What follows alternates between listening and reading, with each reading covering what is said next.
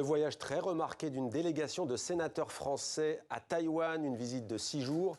À sa tête, Cyril Pellevat, vice-président de la Commission des Affaires européennes du Sénat. Une visite à l'initiative du gouvernement taïwanais qui survient en pleine tension avec la Chine. C'est d'ailleurs la plus importante délégation européenne à se rendre sur l'île depuis les manœuvres militaires chinoises au mois d'août. Avec nous pour en parler, l'un des parlementaires de cette délégation, Olivier Cadic. Merci beaucoup d'être avec nous en direct de Taïwan. Vous êtes sénateur du groupe Union Centriste, sénateur français. Donc, pourquoi cette visite, pour commencer en quelques mots? Eh bien, en ce qui me concerne, cette visite était pour soutenir le lancement du lycée international franco-taïwanais, qui une initiative qui nous a été présentée lorsque nous sommes venus avec le président Alain Richard l'an dernier. Nous avons travaillé depuis un an pour aider ce projet à démarrer. Et là, le lancement s'est fait en présence du président Yu du Yuan législatif qui a mis en avant le soutien de tout le Parlement taïwanais à cette initiative franco-taïwanaise. Alors, vous parlez d'Alain Richard, on l'avait reçu ici même, il y avait une vive polémique, il avait parlé de pays lors de sa visite sur place, il avait dit qu'il parlait du pays non pas au sens État, mais au sens géographique. Alors, votre visite, elle intervient après celle de Nancy Pelosi, la présidente du Parlement américain, de la Chambre des représentants. La Chine avait crié au scandale. Est-ce que vous ne risquez pas de mettre encore plus d'huile sur le feu ?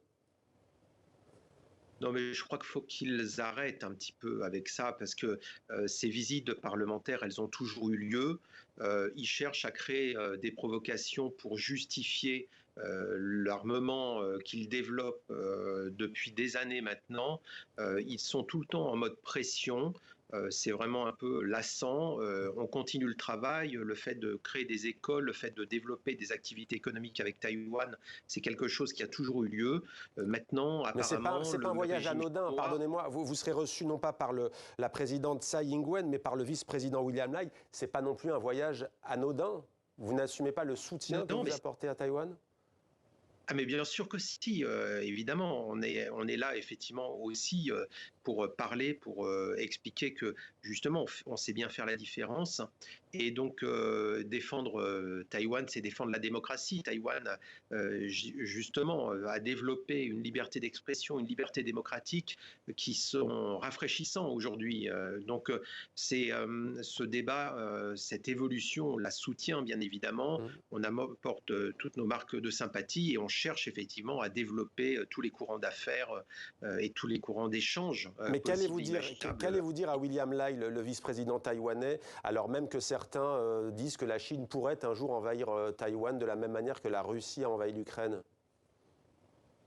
Si la Chine, je pense, cherchait à envahir Taïwan, je pense que ça serait une attaque de toutes les démocraties, pas que de Taïwan. Et ça serait certainement le déclencheur d'un conflit international généralisé. Ça serait certainement l'équivalent du Pearl Harbor. Donc je pense que c'est pas quelque chose d'anodin. La visite de Nancy Pelosi, je pense, a rappelé l'importance de Taïwan aux yeux des États-Unis, et je crois que c'était bénéfique. Et en ce qui nous concerne, eh bien, il faut montrer notre soutien, notre envie de développer nos relations avec Taïwan. La France n'a pas changé de position, monsieur le sénateur. Oui, on a compris, vous insistez sur l'aspect démocratique sur l'île. La France n'a pas changé de position officiellement. Elle ne reconnaît pas l'indépendance de Taïwan, un choix qui date de 1975. Vous, en tant que sénateur, est-ce que vous êtes pour l'indépendance de Taïwan ? Moi, j'approuve la position de la France qui est de défendre le statu quo. Le statu quo, c'est quoi? C'est de faire en sorte que Taïwan puisse continuer à se développer tel que nous l'observons à présent et depuis des décennies. C'est que ça ne change pas. C'est que la situation dans le détroit de Taïwan ne change pas.